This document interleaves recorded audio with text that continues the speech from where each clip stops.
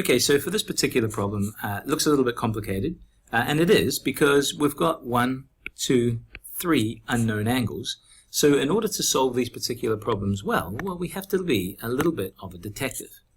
Now, one of the things that you could be able to see, if you're very careful, is take a look at the lines themselves, and you can get your ruler to help you. And if I look at this one and put my ruler along it, I'll see that that's actually a straight line. So that's going to be really useful. And if I look even more carefully, this one here, look, that also is a straight line. Now that's going to be super helpful when I start solving. So let's start solving.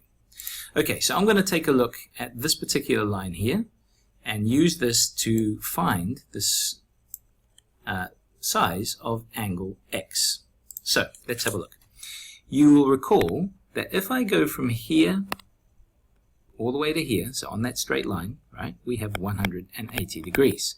Perfect, because that's going to help. So remember how we do this? We always start with our total number of degrees, and what we do is we subtract, right, the known number of degrees. Now in this case, I have the number of degrees from here to here, so that's going to be 30. And I don't have this, but I do have this bit, and that's 20. So what's 20 plus 30? That's 50, right? So I definitely know 50 degrees. So the difference between 180 and 150 is going to be angle X, the unknown angle. And in this case, 0 minus 0 is 0, 8 minus 5 is 3, and 1 minus nothing is 130. So for sure, I know that angle X equals 130 degrees. So 130. Cool. If I look around, so I've dealt with that.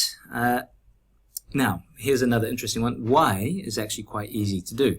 If I remember, as I mentioned earlier, that this is a straight line and that this also is a straight line, that will help me because this angle here, 20 degrees, is a vertically opposite angle Y. Now, because it's vertically opposite, if I go through the center here, right across, I know that Y is the same size as the 20 degree angle. So Y equals 20 degrees. Okay. Now I'm nearly ready to finish this entire problem because I can now see that I'm left with, I now know the size of Y, so I'll just get rid of that for a second. This is a straight line, remember? This one right here, that's a straight line. Just make it a bit clearer there. This is the line I'm talking about. That's a straight line. Okay, so if it's a straight line, I can just do what I did with angle X and imagine that this is 180. And so again, we go with 180, which is my total number of degrees that I'm going to work with, and I figure out what the known number of degrees is. Now in this case, it's from here to here, it's 20. From here to here, I don't know, that's W, but from here to here I know. From there all the way around to here, it's 92. So I add these two guys together. 0 plus 2 is 2, 9 plus 2 is 11. So I know that I'm subtracting 112 from 180. That's the known number of degrees.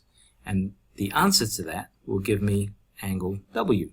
So 0 minus 2 I can't do, so that becomes a 7. I borrow, right? I borrow 10 from there, go to there. 10 minus 2 is 8, 7 minus 1 is 6. So I know that angle W equals 68 degrees. Now what we should do is check.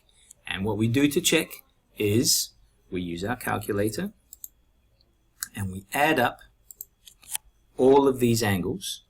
And because these angles make up a total of a circle, we're dealing with 360 degrees. Okay, so all of these angles will add up to 360 degrees if we've done it correctly. So let's just check. So I'm going to start with 130. So just make sure you know where you start. So I'm going to start here at 130, make that clear. So 130, let's type that in. 130 plus 20 plus 92 plus 68 plus 20 plus 30, which is the last one, and when I hit equals, it better be 360. Yes, which means that all of my calculations were correct.